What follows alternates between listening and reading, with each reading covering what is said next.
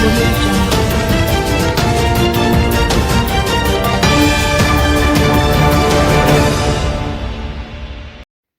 Criminals force NAA to abort work on Mandela Highway. The National Works Agency NAA Thursday aborted work to improve the section of the Mandela Highway through Central Village due to the actions of criminals. The work crew carrying out the preparatory work for the patching of the road left the corridor after criminals thought to extort the contractor. Minister without portfolio in the Ministry of Economic Growth and Job Creation, Robert Markan, is, however, adamant that the work will be done and that the government will not be prevented from making the Mandela Highway safer for road users. Morgan told reporters that he has been in touch with the police high command and that the security forces will be mobilized for the works to continue and be completed. The work being done along the Mandela Highway forms part of the government's push to improve corridors impacted by Hurricane Beryl and subsequent rains. The work is being done under the Relief Emergency Assistance and Community Help REACH program, which is valued at $3 billion. Morgan said the government intends for Jamaicans to receive the full benefits under the program and that no act of criminality will prevent this from happening. Cassava Peace Grief. The grief counseling unit at church on the Rock in St. Andrew had its work cut out for its pastors and counselors on Thursday following Wednesday's night's mass shooting in Cassava Peace, which left one woman dead and 5 people injured. The dead woman was identified as 28-year-old Kellyanne Bernard, a mother of 3, ages 10, 7, and 6. Bernard was sitting just outside a small shop belonging to her mother in a lane at 46.5 Mannings Hill Road, watching a group of men in a merry mood as they played a game of domino. Police reported that sometime after 7 p.m., a motor car pulled up where the domino game was being played. Armed men wearing masks alighted from the vehicle and fired gunshot at the group of people. After the shooting, Bernard lay dead at the entrance of her mother's shop, while 4 of the injured quickly left the scene to seek help with their wounds. The other, who was bleeding heavily, was taken to hospital. Pastor George Demetrius of Church of the Rock described the state of mind of the family, especially the children, as one of confusion. Having heard about this, we came across to comfort the family as best as we can, but because of the unusual situation here, we are taking those most affected to the church. To say that the family is in shock is an understatement. The children are confused as to what happened. Even their grandmother is not even sure what advice is correct. We are taking them to the church to put them in a comfortable space, talk to them, and bring words of comfort. We have people at the church right now who are trained to deal with this kind of situation, Demetrius told reporters. Evangelist Jody Williams, also from Church on the Rock, described the situation as disheartening. She said Bernard's children were confused. Bernard's mother, James Michael, said her daughter loved her children and did almost everything in their best interest.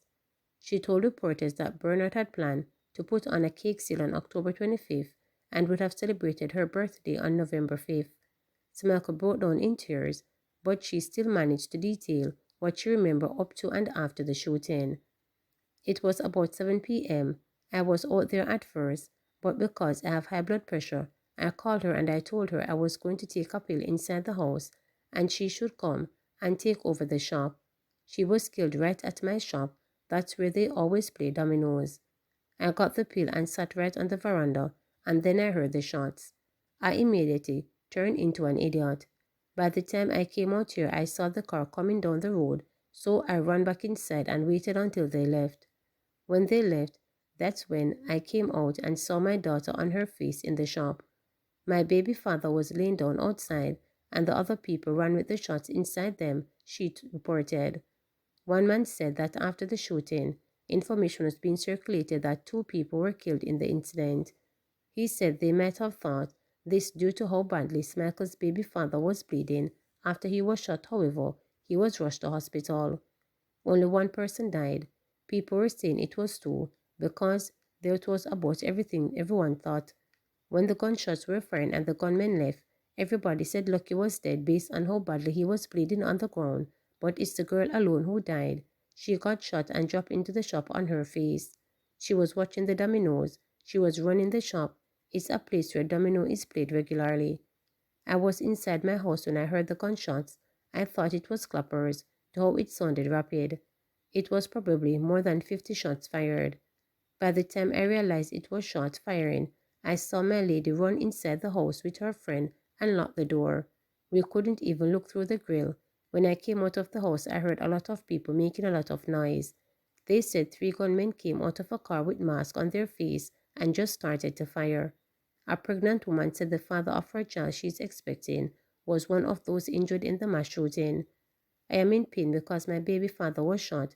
I ran with my belly up there to go and see after the shooting died down. I want the place to come back together as one because the place is too loose. People are coming into the place to do things like this, and they are able to just get away like that, she lamented. Constable who was more done improving but not out of the woods.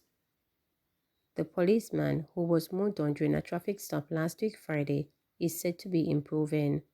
That's the word from Superintendent of Police in charge of St. James, Aaron Samuels, who provided an update during the monthly council meeting of the St. James Municipal Corporation on Thursday.